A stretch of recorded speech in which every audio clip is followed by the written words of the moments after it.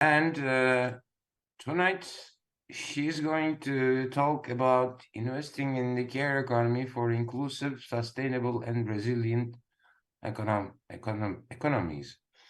It's yours. Okay, thank you for the introduction, and thank you for inviting me to your lecture series. It's an honor to be here today. What I will be talking about today is a stream of research that I've been engaged in since 2014, 2015. So it's almost going to be a decade. It's a line of applied research studies, policy simulations, what we call macro, micro policy simulations on investing in the care economy. And what I will try to do is give you a background first as to, within the context of overall debates in economics, where this line of research fit into. And then I will talk about two examples of simulations, one on Turkey, because that was the start when I became engaged, and also a multi-country research that we did for the ILO, and then wrap up with some conclusions. So first of all, I think it is in place to start with a definition of what we mean by the care economy.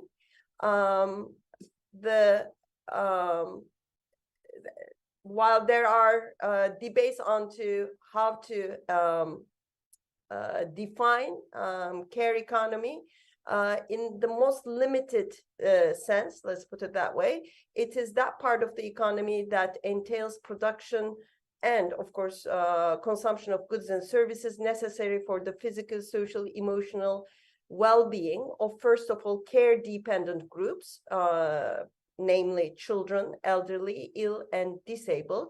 But not only these care-dependent groups, also of healthy prime working age adults, including self-care, in order to allow them to function at a socially acceptable level of capability, comfort, and safety. And there are different categorizations in terms of the type of work involved, and one of the most common ones is unpaid care work versus paid care work. The unpaid care work includes primarily household production, as well as volunteer and community work, of which we see an explosion under the unfortunate disaster that our country faces right now in terms of relief efforts in the earthquake regions, but also increasingly more care work is in the paid sectors, primarily in healthcare and social services, including long-term care for elderly and disabled and long-term ill, education services, including early childhood care and education, domestic workers, and personal services. And when we think about the recent pandemic, sorry, let me back up. I lost the second set of prompts. According to an estimation by the ILO, the amount of unpaid care work in household production amounts to approximately 16.5 billion hours per day, with 3/4, as expected, the majority performed by women. And when we think about it in terms of a full-time job on the basis of 8 hours per day, it corresponds to approximately 2 billion full-time jobs. And the paid component, the ILO report puts out that it's approximately close to 400 million workers, with making up almost 12% of global employment, and as an extension of the gender division of labor within the household. Similarly, the majority, 2/3, are women, but when it sort of makes that transition from being unpaid into paid form, the share of women decreases. And in the discussion, I can give share with you the equivalent statistics specific to Turkey, as we've undertaken in a study at Istanbul Technical University. Now, when we think about the pandemic, most of the newspaper headlines were pointing to a complete stall in economic activity. You know, the economy came to a stop under lockdown conditions. But in fact, when we consider the care economy and household production and the paid care sectors as important subcomponents of what we call the economy, what has happened under the pandemic, in fact, the paid care sectors, particularly healthcare and education, have accelerated and have changed form. And also, as market services or market-produced goods and services became less and less accessible, there was an unprecedented increase in demand for unpaid care work and household production. In that sense, you know, we can sort of look at this picture in a parallel manner in terms of what it implied for the care economy under the conditions of the earthquake, the recent earthquake in in Turkey. Now, this line of research on investing in care lies at the intersection of two lines of policy debates. The first one is feminist economics, with its focus on relation between unpaid care work and gender inequalities. And there are a whole number of feminist economists who work on issues around care. And here I have Alison Fowler, Flora Himmelwhite, some of the founding mothers of this line of work, let me put it that way, and many intergovernmental agencies have also produced work in this area. And the main focus here is on how the imbalanced gender distribution of unpaid care work, it lies at the source of what we call gender economic gaps in the market economy, in employment, earnings, and job segregation. The second line of research, which is a new focus, a new intersection that's emerging, is what we can call, if you like, heterodox macroeconomics, particularly work on fiscal policy for full employment and inclusive growth. I've seen that Jayati Ghosh was one of your speakers, and she's one of the people who's been talking about the need for multicolored recovery and fiscal investments in green, purple, I think she goes also blue and red sectors. Stiglitz, and I will share some references to him shortly. And here the emphasis, the relation to investing in care services has to do with the discussion, the detailed discussion that goes on there in terms of not only the magnitude of fiscal spending, but also the importance of the composition of fiscal spending and how that makes a difference in terms of whether the type of stimulus that you're giving through fiscal policy to the economy is an inclusive one or is an inequality enhancing stimulus. So this is what I will try to sort of contextualize the simulations in.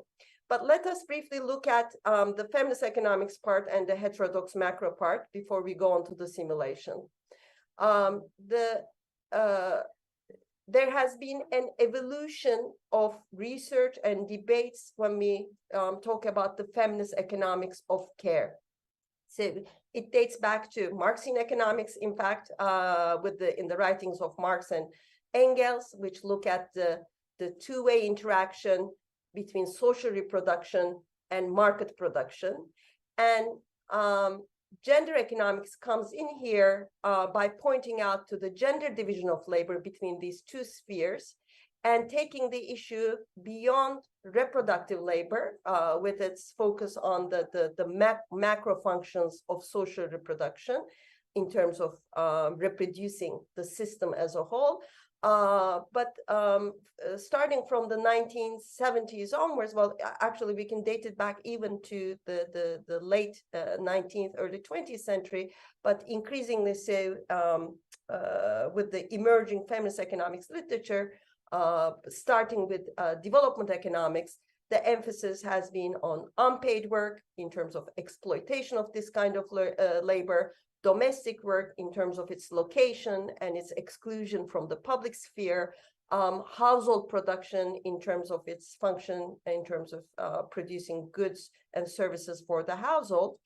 and how these interacted with the market sphere in terms of determining labor force participation and labor market attachment patterns in a gendered way, and facilitating gender gaps in employment, and also facilitating the poor working conditions in paid care work, particularly domestic workers, and how through the gender gaps in attachment, participation, and employment, this has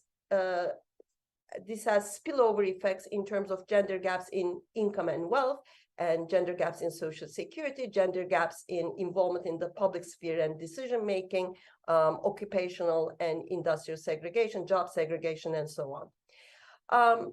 Through time, what we started seeing, particularly starting in the 2000s, is also emergence of new terminology, care work, and even care economy into the 2010s, which actually takes the focus from exploitation, from the location of this work, onto the end product, what it is for, what is being produced. What is being produced is care services.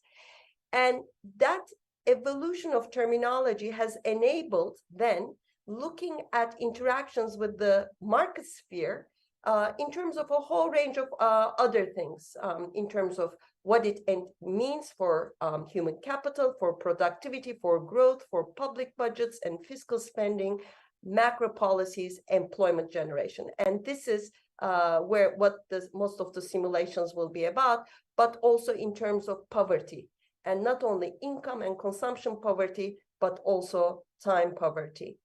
And coming into the 2010s, 2020s, what we see emerging is also calls for departing from this, emphasis on exploitation and gender inequalities into a call for a new vision for what type of economy we desire.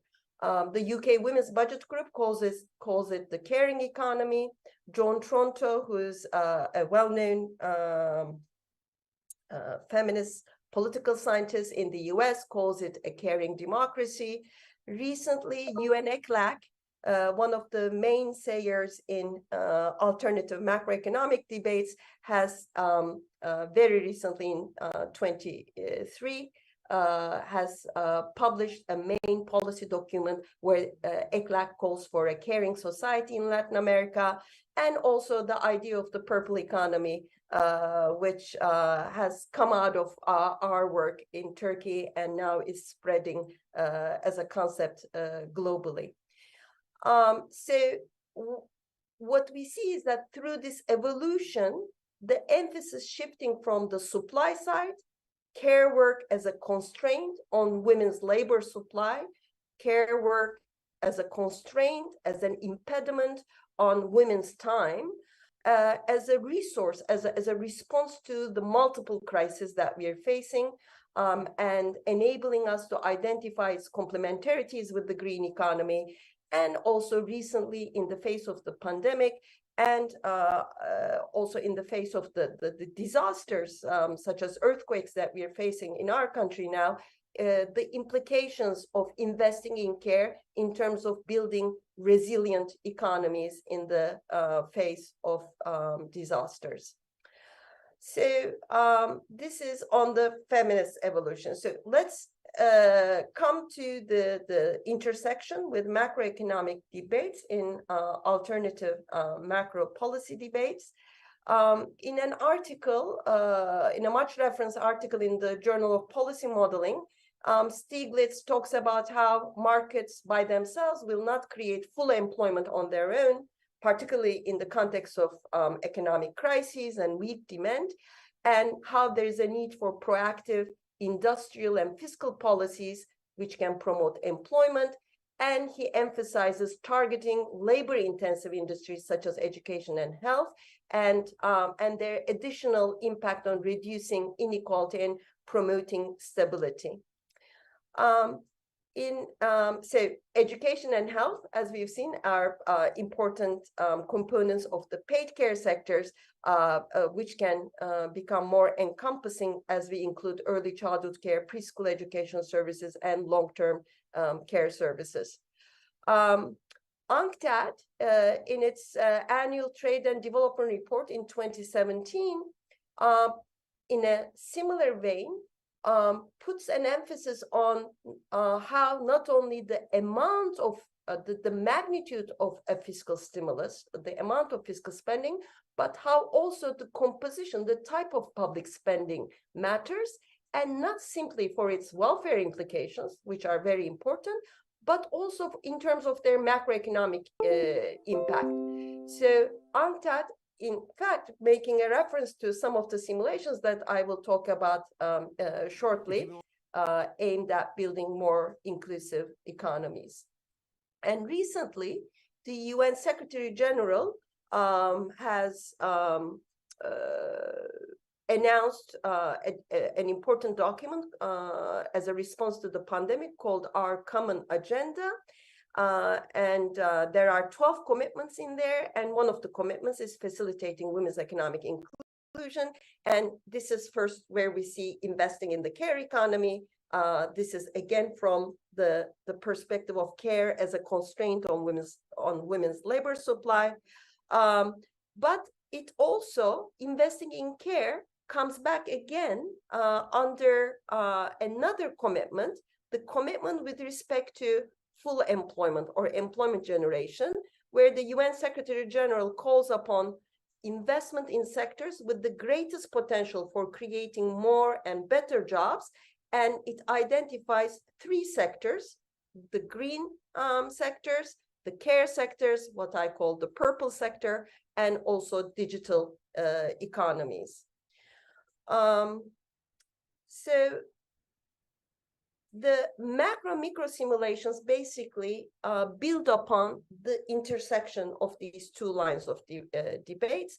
And this is a visual that we have developed for the UN ILO policy tool on investing in care, which basically provides a guidebook on how research teams in different countries can undertake these simulations. And here, the economic returns to investment in social care beyond its social returns, which are very important, but simply looking at it from an economic perspective, beyond the supply side effects, which has been the focus of most discussions up until the 2010s, puts the emphasis on demand side effects. How, when spending on social care increases, given the high employment multiplier of this sector, the number of jobs generated are much higher than spending on other sectoral needs. And also given the composition of employment in these sectors, as we've just seen, the jobs generation is such that it favors women. So it helps to decrease gender inequalities, not only in terms of decreasing time constraints on women's labor supply, but also in terms of increasing demand for women's labor, creating more employment opportunities for women. So these are an exhaustive list of simulations. As you can see, the first 2 were led by Rania Antonopoulos and Ki-Jong Kim at the Levy Economics Institute in New York, with 2 studies on South Africa and the US. And in the US, they had some co-authors, Ajit Zacharias as well.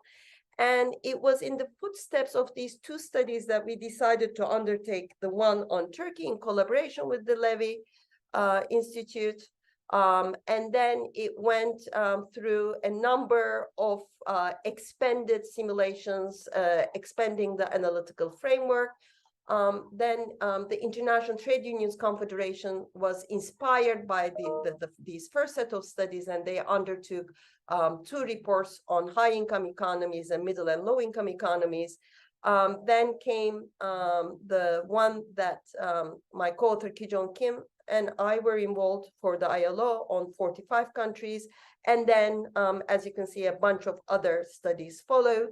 And finally, all this work, all this country-level work, ended up in the development of what the ILO and UN Women call their joint care economy policy tool, which is the guide that I just mentioned. And it is currently in implementation, in pilot implementation in 5 countries. We had a pre-pilot in Turkey. I will talk about that as well, at Istanbul Technical University under a TÜBİTAK project. But now it is being piloted in Argentina, Egypt, Ethiopia, Morocco, and Nepal. And I'm involved in facilitating these studies, and we will have a final release at the end of March in Geneva. Okay, so, and the ones that are marked are the 2 that I'm gonna talk about. I'm aiming at approximately 20 minutes more, because I was told 45 to 50 minutes. Erinç Hocam, Sabri Hocam, if that's okay. Otherwise, please let me know. You can go ahead as much as you like. Okay, all right. Okay, so this is the first research study in Turkey. It was a collaboration between ITU and the Levy, supported by ILO, UNDP and UN Women regional offices in Istanbul. And when we were contextualizing it, taking the South Africa and US examples and contextualizing it to Turkey, we emphasize a number of points. First of all, Turkey suffers from a dual jobs challenge in terms of having high unemployment, disguised forms of unemployment, as well as despite high unemployment, despite a very low labor force participation rate, which actually originates from a very low, one of the lowest female labor force participation rates globally. And there are wide gender gaps in employment, which with spillover effects into other gender gaps. And on top of it, we have a highly underdeveloped social care services sector compared to the OECD countries, but also globally, from a global perspective, to very limited access to childcare centers and preschools. And also, when we were undertaking this study in 2015, and looking at the first decade in the 2000s, actually, it was a time of fiscal expansion, plus stimulatory spending packages, for instance, in response to the 2009 crisis, which were primarily directed to building of physical infrastructure and the construction industry, and to some extent cash transfers and to supporting public employment in administration. So it made sense to question the allocation of fiscal spending, its sectoral allocation and its line allocation. Starting with the study, I'm going to first share the results from 2015, but then, as I said, the framework got wider. It was a work in progress. So I'm going to also talk about, with time permitting, also share some results from the extended framework studies.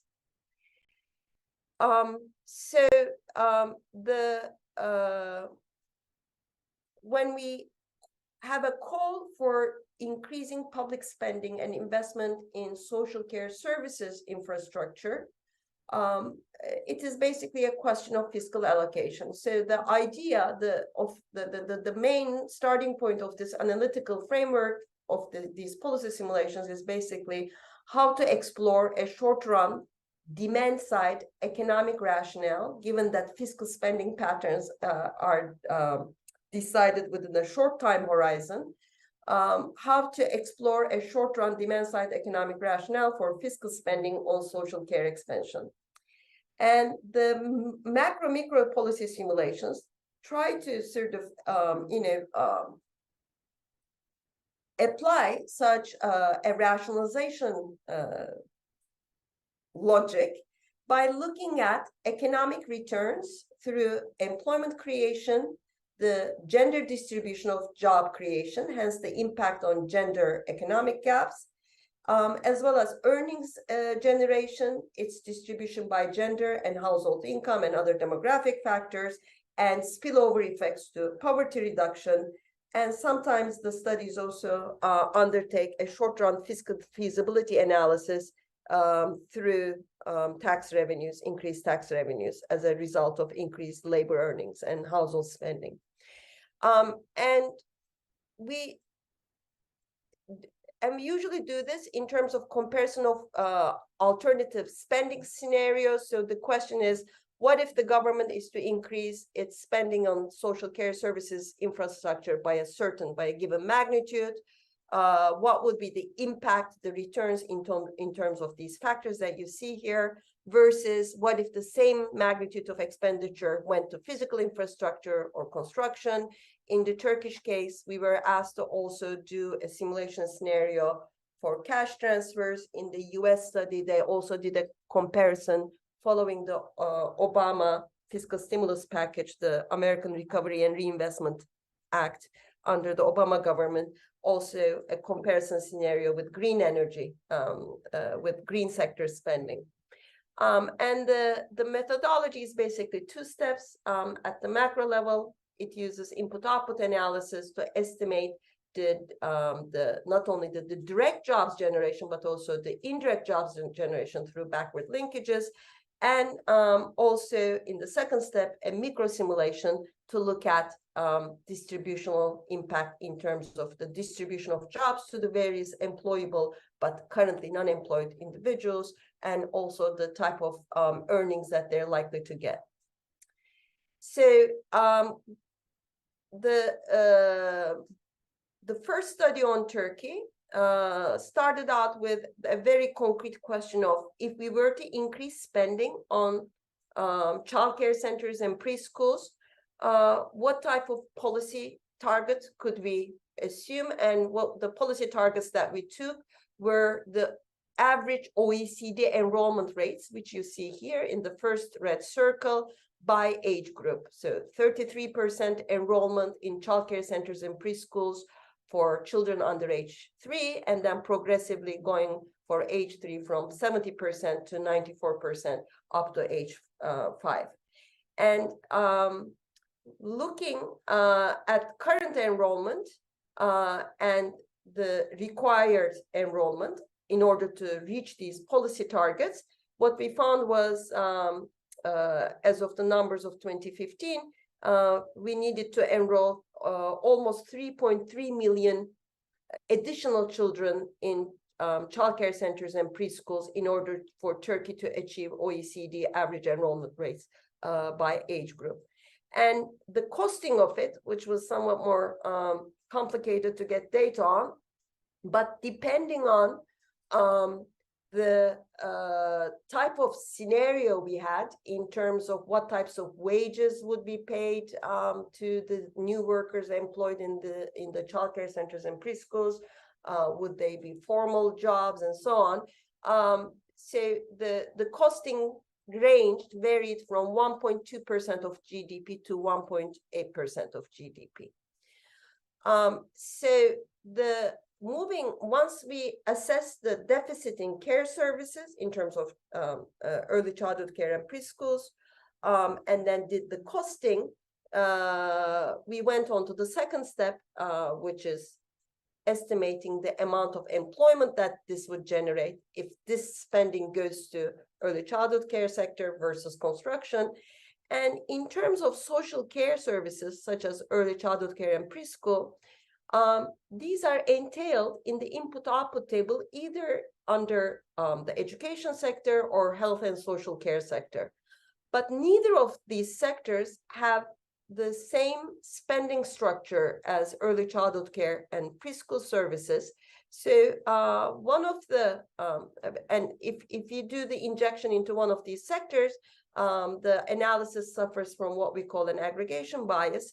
So we used the so-called synthetic sector approach, which basically necessitates data on the cost structure of the early childhood care and preschool education services sector. And to get that data, we asked Ipsos to conduct a field survey with child care centers, and using the information on their cost structure, we were able to integrate this sector as a synthetic sector into the Turkish input-output table. I said that as an alternative scenario, we also simulated the impact of a similar magnitude of spending going to cash transfers of households in the bottom income quintile, for instance, under a scenario of the government spending this money not to offer professional services of childcare through formal institutional centers and schools, preschools, but rather giving this money directly to low-income households as childcare money.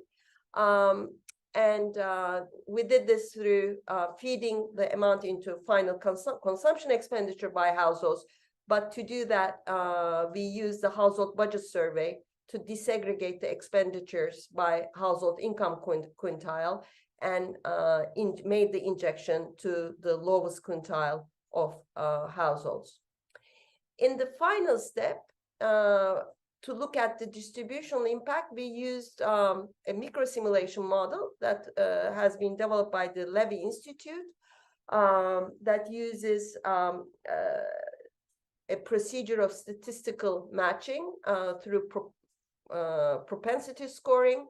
So we use the survey on income and living conditions to define a pool of employable people who are basically people who are not currently in employment, who are in prime working age, who don't have a disability, and who are not retired either.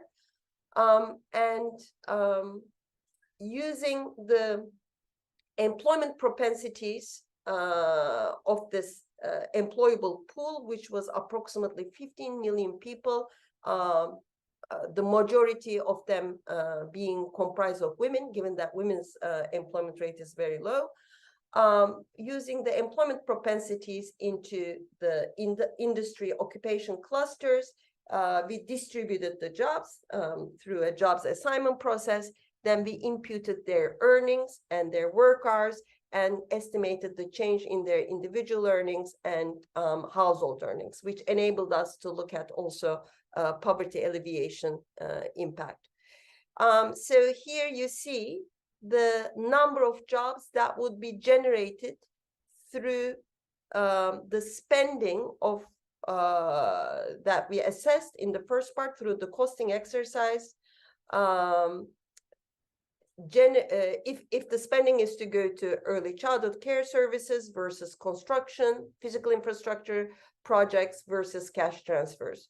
And as you can see, the number of jobs to be generated through childcare services was approximately 720,000 jobs, almost 2.5 times the number of jobs that would be generated if the exact same amount of spending were to be channeled into the construction sector, and more than 3 times the number of jobs that would be created if the money would be channeled into cash transfers. Beyond this huge difference in terms of the number of jobs, the gender composition of this new employment creation is also drastically different. In the case of job creation through childcare services, 73% of the jobs we found would employ women, versus only 6% of the jobs employing women if the spending went to construction, and 16% of the jobs employing women if it went to cash transfers. Then we were able to look at jobs distribution through a whole bunch of demographic factors and individual characteristics. What this shows is the distribution of jobs in terms of prior labor market status. So what we found was the spending on childcare services would employ, through direct and indirect job creation, approximately 253,000 unemployed people versus 242,000 unemployed people with construction spending. But on top of it, childcare services spending would also create employment opportunities for almost 400,000 women who define themselves as full-time homemakers. So it also not only decreasing unemployment, but also boosting female labor force participation.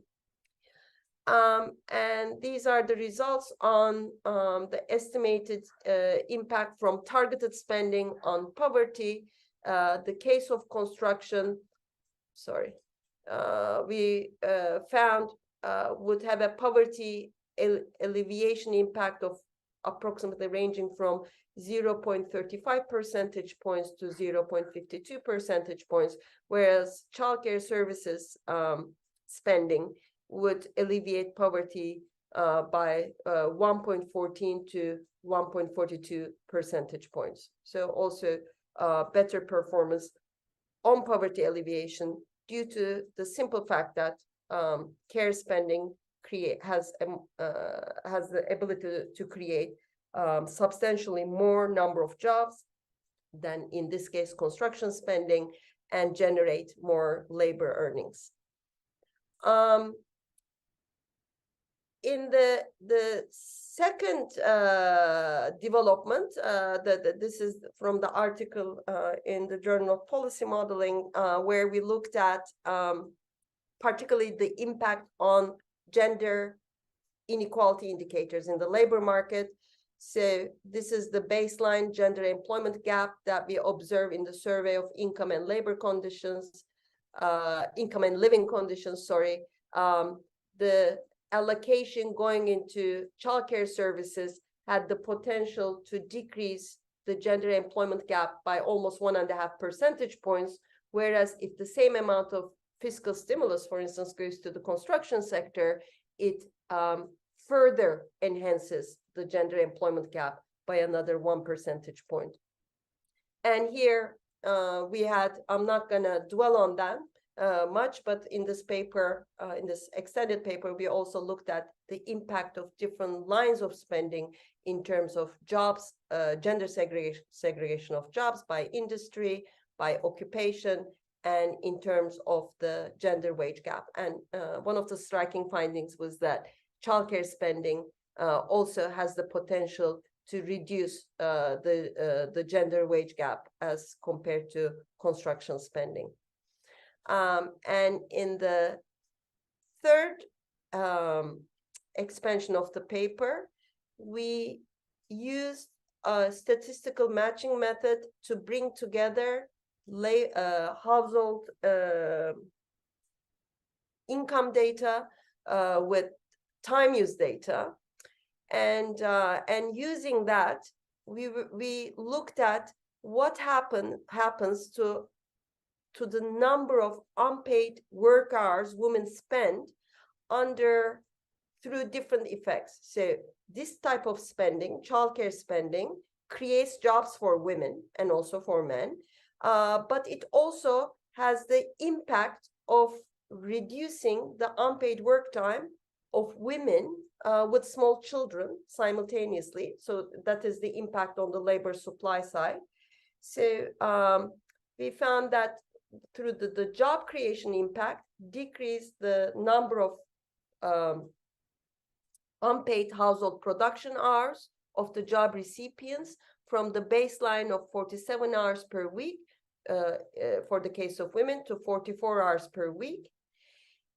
And the job creation decreases the household hours because women with the money that they earn, we simulated, are able to substitute some of the previous unpaid work with paid care work. But also women entering employment, data shows, also facilitates a more equal distribution of unpaid work among the various household members, particularly in married couples. So there's a slight improvement, decrease in women's unpaid work through them entering employment. But then on top of it, when you add childcare services, the number of hours decreased substantially to 29 hours. There was very little impact in the case of men. Using this data, we also looked at what happens to time poverty. So looking at women, so these are women in employment. In the baseline, 53% of the women in employment, according to a particular time poverty measure that is called that has been developed by the Levy and tested on numerous countries.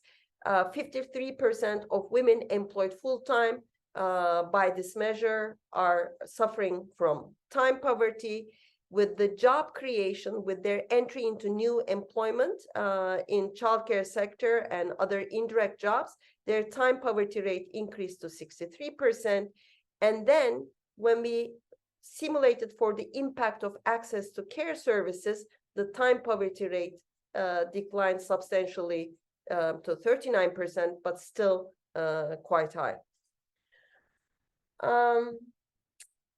Okay, at the end of the time that I gave to myself, but very shortly, this is the other study for the ILO entailing 45 countries. And one of the differences of this study is we went beyond early childhood care and preschool services. We looked at education, including primary, secondary, and tertiary education, healthcare services, and also long-term care services separately. And this study did not use the micro simulation model. It was impossible to do it for 45 countries. We just did the macro simulation in terms of employment estimation and gender composition of employment. And let me go back. And the two scenarios of comparison this time was not comparing spending on social care versus construction, but rather it was comparing spending under the status quo scenario, which was basically the scenario if these 45 countries just continued spending the exact same levels on these various aspects of social care, ranging from education to healthcare to long-term care, but just changing their spending levels in terms of the changing demographic dynamics. So that we call the status quo scenario into 2030. And the high road scenario was the scenario under which these 45 countries increase their social care spending in order to simultaneously meet multiple sustainable development goals that relate to care spending, SDG 3 on education, SDG 4 on health, SDG 5 on gender equality, and SDG 8 on decent jobs generating growth. And what we found was that from 2015 to 2030, if these 45 countries, which basically made up, so China and India were included, so the entire employment in these 45 countries made up about 85% of total global employment. So what we found was from 2015 to 2030, if they stayed with the status quo, just due to changing demographic dynamics, either through increasing need for education services or increasing need for long-term care services through aging societies and so on, 152 million new jobs would be generated. But if they were to take the high road scenario instead, meeting multiple SDGs, the increase in expenditure had the potential to create almost 120 million new jobs, taking care employment up to 475 million jobs. And the amount of expenditure that was necessary, if you like, let us just look at the difference between the high roads, the spending required under high road versus the spending required under status quo. It was not much, to our surprise, around 3.5% of GDP, and additional spending corresponding to approximately 3.5% of the GDP of these 45 countries, which were mostly middle and high income economies. And with the expansion of employment, what we see is that also under the high road scenario with education, the gender composition becomes increasingly more balanced. So under the high road scenario, women would take about 55% of the jobs in this sector, in the education sector, and in the healthcare sector, again, around 54% of the jobs, and the rest would go to men. So coming to conclusions, the social care services sector, when we treat it as a sector for appropriate targeted sectoral policies, industrial policies, given its high employment multiplier, promises a substantial potential for jobs and earnings generation into the future. And mind you, given the organic nature of care work, particularly direct care work, this is a type of labor that really resists mechanization, automation, or to some extent also digitalization. So it really requires live labor, one-to-one, face-to-face live labor. And it is one of the few labor processes, caring labor, that has an internal organic resistance to mechanization. So beyond jobs and earnings generation, it also promises other economic returns in the form of improved gender equality and poverty alleviation, so inclusive growth, but also growth with low carbon emissions, because care services jobs, the purple jobs, if you like, are also green jobs, because they're local service jobs with minimal waste and also with low emissions. On that basis, we can say that public investment in social care infrastructure can serve as an effective strategy for inclusive, sustainable, and also resilient economies in the current context of economic crisis, structural change, and threats of disasters and pandemics. And the sectoral composition of fiscal spending carries strong distributive implications, as the foregoing analysis shows. As such, in designing fiscal budgets and stimulus packages, there's a need to reconsider these distributive implications and re-examine the current exclusive focus of most fiscal spending, stimulus spending, on physical infrastructure versus what we are observing currently, the underinvestment in social care infrastructure. And let me end on a note of purple and green investments and jobs as a future-looking vision. And maybe end here. These are some visuals from the Women's March in Istanbul yesterday. It was the 20th March. It's been the 9th March on International Women's Day on March 8th in Istanbul, has been organized for the 20th round now. And there the main banner was, each year the march has a main banner, and this year's march said, "Öfkeliyiz, we are angry, we are in mourning, we are in feminist revolt against patriarchal capitalist destruction, in memory of the earthquake victims and in solidarity with the survivors. Okay, so let me stop there. We started a little bit late, so I'm sorry that maybe this took a little bit longer than I intended it to. Yeah. No, it was wonderful. There are no time limits here. We can go as long as we want. At the end, if people need to leave, they do. Anyway, thank you for this excellent presentation. And I think we have about 22 minutes or so, 25 minutes or so for questions and answers.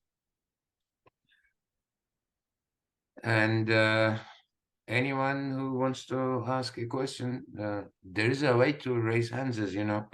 You can try that, or just turn your mic and ask your question.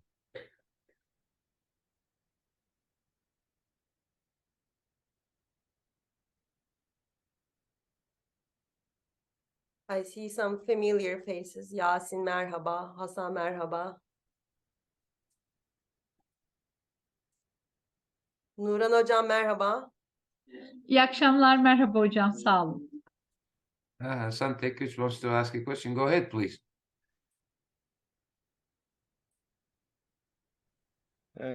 Hi, everybody. İpek hocam, I want to say welcome to KHAS. I missed the very beginning of the talk. Sorry. My question is, what is the intuition behind the relatively low multiplier effect of the cash transfers? I can see the intuition behind the construction sector, but I would have expected, is it the constraints on the labor supply side? What drives the? Yeah, the simulation with the cash transfers, as I've explained, it was into the lowest quintile, income quintile. So it reflected basically their spending patterns. So the employment generation that emerges from there is basically an aggregate, an aggregated employment multiplier of the types of products that they buy, the types of sectors that they spend on.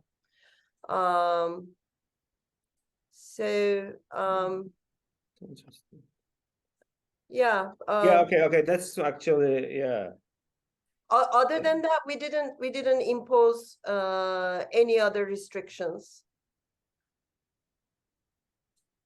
But also there is no relaxing of the constraint of the supply side, because they don't get childcare. People don't get the childcare support. They get child support, but not for sending their kids to. Yeah, they are not. But just for care spending support. Yeah. On their children. Yeah. Yes. Okay. And honestly, we have focused more on the comparison with construction.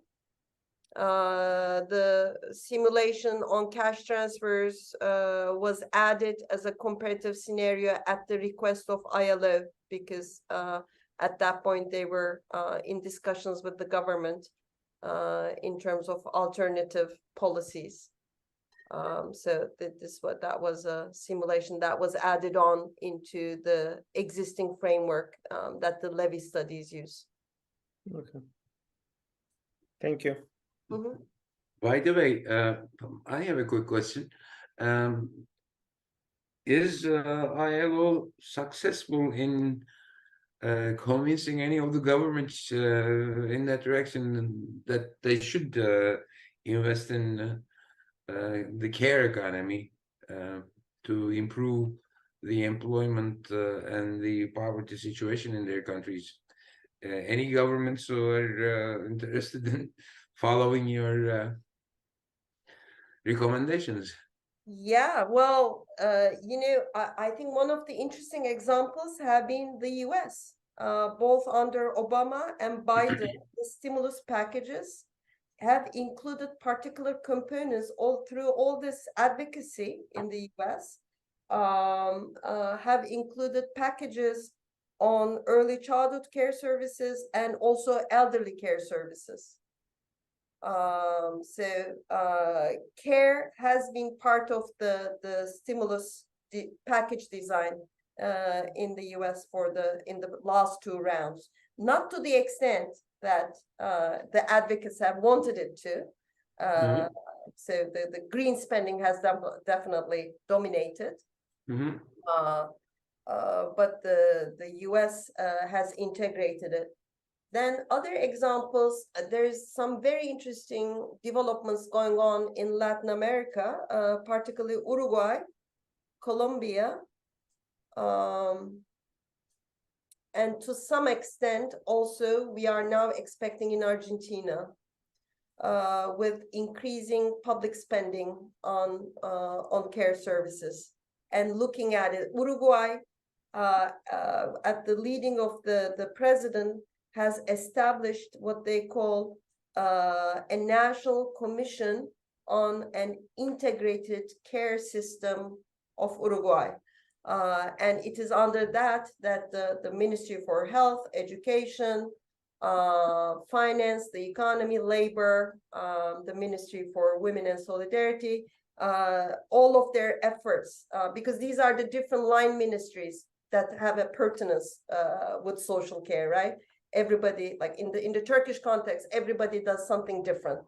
Our women's, the family ministry does something else, the health ministry does something else, the education ministry does something else, and there's no coordination amongst these efforts. So Uruguay was one of the first examples to establish this national commission, and they've developed what they call the integrated care, the integrated national care system. And I think the ECLAC report that came from the UN Economic Commission on Latin America and the Caribbean, they had a meeting recently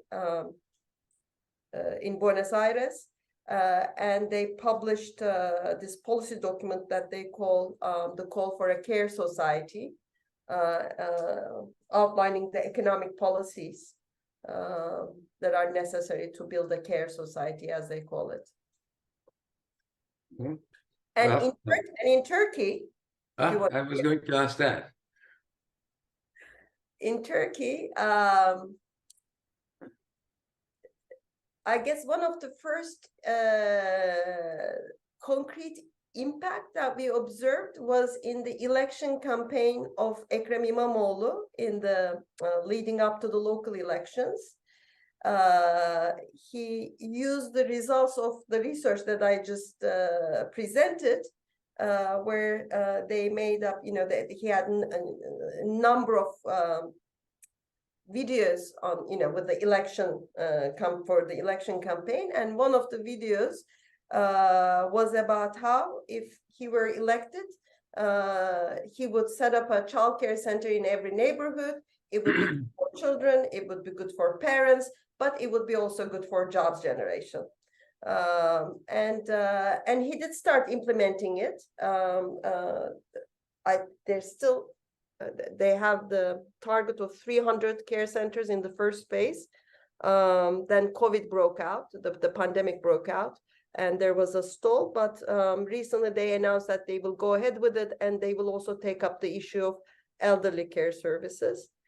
And the second concrete impact, interestingly, has come from E-Party, where they integrated this investing in care as an economic strategy into their economic program. That's wonderful. Given that İmamoğlu is now a potential presidential deputy president, if they win, maybe you will have an impact there also. Who knows? I hope you do. Your results, I was very impressed with the result of the simulations. All the governments should think about this rather than construction doing this care, investing in care. Yeah, we need some construction too. That's no problem, and I don't disagree. It's a matter of sort of questioning the balances there, right? Yeah, sure. So the exclusive focus on construction. And I think it's interesting sometimes, like looking at some of the debates, discussions that are going on. For example, the debate on universal basic income. One of the arguments that the proponents make is that universal basic income will be particularly good. It's a for the future, it's a good strategy because with all this structural change that the economy is going through, with increasing mechanization, digitalization, etc., we are entering a sort of a period of jobless growth.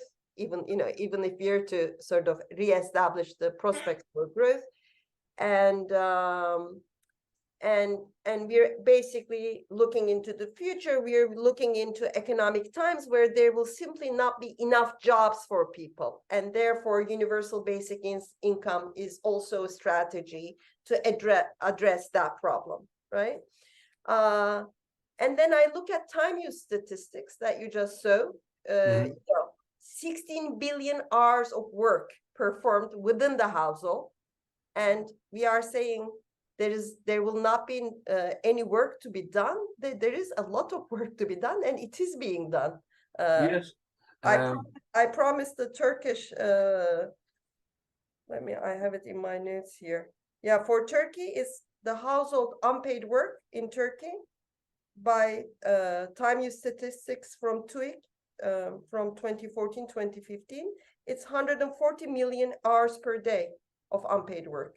It corresponds to approximately 18 million jobs if you think of it in terms of like your 8-hour shift, with 86% done by women. And by the way, our care and the employment in healthcare and education, domestic workers and personal services in Turkey makes up only 12% of total employment.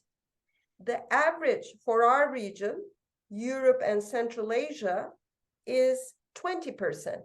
So care employment in Turkey as a share of total employment is 8 percentage points below the regional average.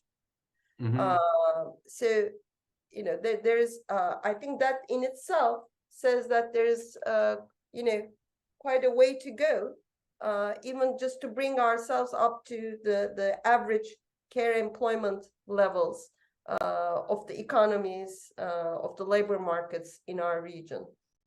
Well, personally, my experience of the last few years, elderly care, for example, there is a huge demand for that. And it's very difficult to find someone to take care of your elders. Well, the upper income groups have the solution of exploitative immigrant labor, right? So correct. That's what we did also, by the way. Yeah. Thanks to the Soviet Union collapsing and thanks to the macroeconomic imbalances in exchange rates, we have all these domestic workers migrating, leaving their own children. Can you imagine? In their country, to come and take care of our elderly family relatives. Well, this should be a public service, actually, but paid by the state. I spent also some time in Macedonia, which also through the local governments are now developing a very interesting range of care services for disabled elderly, for children, and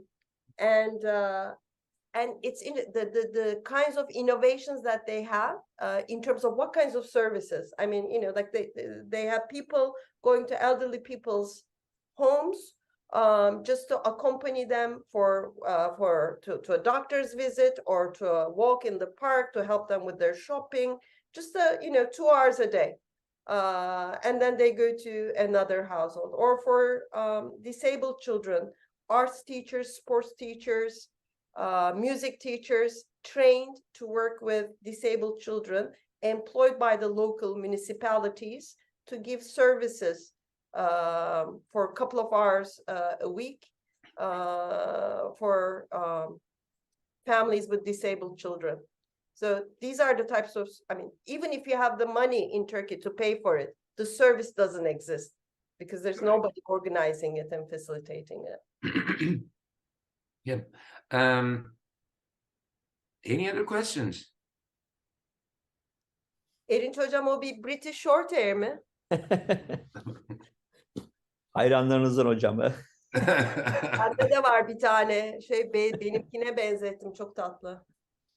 O zaman dertlerimiz ortak bu gibi durumlarda. Ben elimi bile kaldıramıyorum.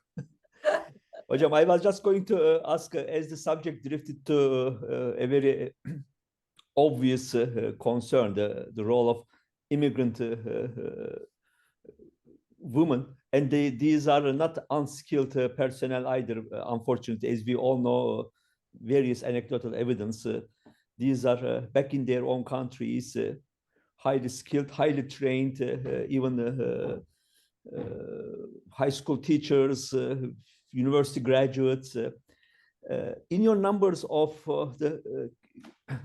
that you have given for Turkey, having about 8 percentage points less than of a ratio in terms of regional averages. Yeah. These unrecorded, I must assume, irregular migrants, do they play a significant role, or how would you amend this? That's a good question. The figure I gave. I cannot help it but to ask as the subject, avoid the drifts. The figure I gave comes from a household labor force survey. So I would imagine it would not include immigrant labor, no? I mean, it could, to the extent that the person has a legal permit, but I'm not sure if in the household labor force survey. It's possible that most of these elderly care people are officially recorded by the government. Otherwise, they are not allowed to work. It's not like the Afghanistani construction workers who do it in an unregistered manner. You have to have a work permit for providing such a service, as far as I know. It's at least this is what happened to me, my personal experience, but maybe generalization is not a good idea from a one-person experience, but maybe they are recorded or registered. I don't know. You follow this data better than us. Do you have any priors? Me? Yeah, I was just Okay. sorry for catching you off guard, but you know the details of the data set. Oh, the labor force survey, at least, for a long time, they didn't include any foreigners. TIC was planning to include them, and then COVID happened. So I didn't follow up. But so if they're registered, they should be in the Social Security database. But that's not where we get from our labor force data. It's from the surveys, precisely to catch the informal sector dimension. But then the survey for a very long time, for 10 years basically, 2010s, didn't include the foreigners by design. But you know who has the data? In fact, Hasan, is Ministry of Labor has a department, daire section called Uluslararası İş Gücü, International Workforce, Labor Force, and they are the ones responsible for giving the permits, work permits. So they have they have that data, but I mean, the great majority are unregistered. So we want to see them in the big survey and be able to compare with the same methodology. yeah, Yeah, it's true. Yeah. And given that now the number of immigrants are quite substantial, it would make sense for TÜİK to include. I've been working in the last couple of years a lot with Jordanian data, and you know they're one of the, I think they are the country with the highest share of Proportionally, yes. population proportionally, and so when you enter their labor force survey data, everything is like you know, whatever you look at, you have the tables for Jordanian nationals, non-Jordanian nationals, and then combined. So every, you know, wages, employment, distribution across industries, occupations, etc., working hours, everything is reported as Jordanian national, non-Jordanian national. Obviously, I mean, even in the best of the times, because these are household surveys, and the immigrants, many of them don't have a permanent addresses, we would have a problematic data, but we don't even try to collect at the moment. So yeah. İpek Hocam, Sinan has a question as I see it. Yes. Sinan, go ahead. Okay, Hocam. Hocam, first of all, I apologize for not being able to open my camera right now, unfortunately. Your study has been very instructive and interesting for me. Thank you. My question is about the last but not least part of your presentation, actually. Digitalization and robotization seem to be the new long-term process and trend in front of the human being. In this context, saying that production activities will be completely transferred to robotic systems can be fundamentally rejected in the context of a discussion that capitalism cannot live without labor. Nevertheless, how does the gender employment and salary inequality you mentioned in your presentation also affected in the face of such a wave? Do you think it can be predicted that the need for labor will decrease and so injustice will increase in line with this trend? If so, what can be done in the face of this kind of development? Yes, thank you for that question. Well, yes, the increasing robotization and digitalization and its impact on the need for workers basically implies, particularly in the context of recurrent crisis, implies that jobs become fewer and fewer, and in a context of a job market, a labor market with few jobs, inevitably, particularly in countries such as Turkey, where we're already starting from very wide gender gaps, inevitably the few jobs available are more likely to go to men than to women. And on top of it, the underinvestment in the care sectors implies already such tight constraints on women's time and women's labor supply that even in emerging areas such as the green sectors, women will not have their fair share of access to green jobs unless we provide them also with access to care services and convert some of that unpaid care work into paid care work. So in that sense, if we just leave it with the status quo, it's likely that with this structural change, structural transformation, the gender gaps became further entrenched. But at the same time, I think what I was trying to emphasize is that here we have a new service sector. We just need to look at it not as childcare, elderly care, disabled care, not in terms of like cooking somebody's food, making sure that they have access to hygienic conditions, but more, I'm talking about really developing and innovating more sophisticated services and upgrading this labor, pulling it up. I mean, when you look at, for instance, childcare centers and preschools in countries such as Northern European countries or Western European countries, where these services as a sector existed over a long period of time and where there's ample investment, you see that the teachers who teach kindergarten have PhDs, master's degrees in child development and pedagogy. So it is an area that we need to treat as a proper sector with potential to create good jobs, decent jobs, along with skills upgrading.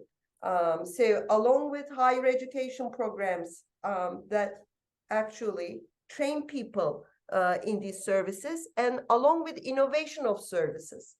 The equivalent of Uber or Getir, for instance, in terms of care services, Getir and Uber were things that we would not even have imagined a few years back, right? But nonetheless, for those of us who have the purchasing power capacity, having access to those services have meant quite an improvement in welfare. So just applying the same thinking of innovation into care services innovation as a product innovation, basically, and addressing therefore the big gap that is left in the job market through digitalization and robotization. Thank you,